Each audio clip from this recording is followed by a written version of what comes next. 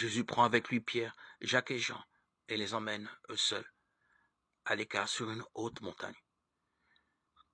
Et il fut transfiguré devant eux. Ses vêtements devinrent resplendissants d'une blancheur telle que personne sur terre ne peut obtenir une blancheur pareille. Élie leur apparut avec Moïse, et il s'entretenait avec Jésus. Pierre alors prend la parole et dit à Jésus, « Rabbi, il est heureux que nous soyons ici.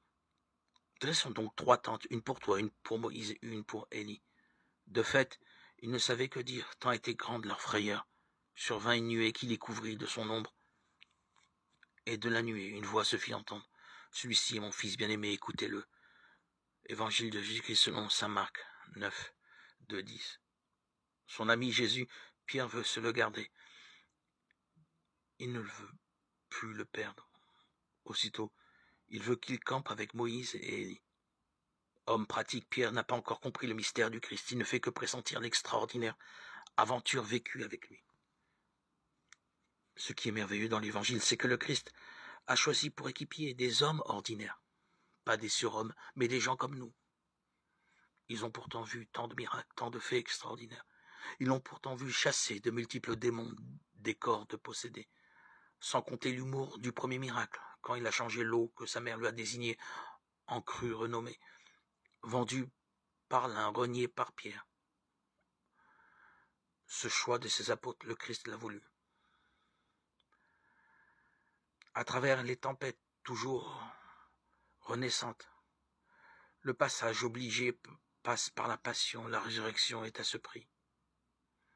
L'Évangile est un livre, plus que jamais, d'aujourd'hui. Cet hymne d'amour ne peut que se lire et se relire à l'infini. Il est toujours d'actualité, il est toujours neuf. L'amour dont le Christ débordé s'est répandu dans les 4 coins du monde. Il est la seule issue pour l'homme parce qu'il est le cœur de Dieu.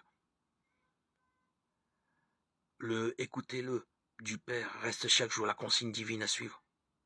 Pour cela, la prière du Notre Père reste quotidiennement d'actualité.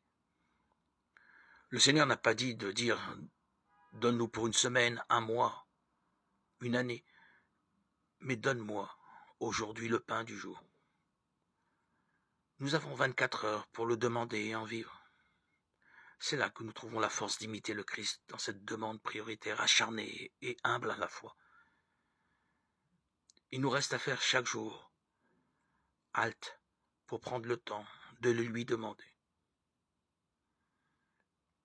En nommant Dieu Père, nous reconnaissons que nous sommes des fils attendant et recevant tout de lui.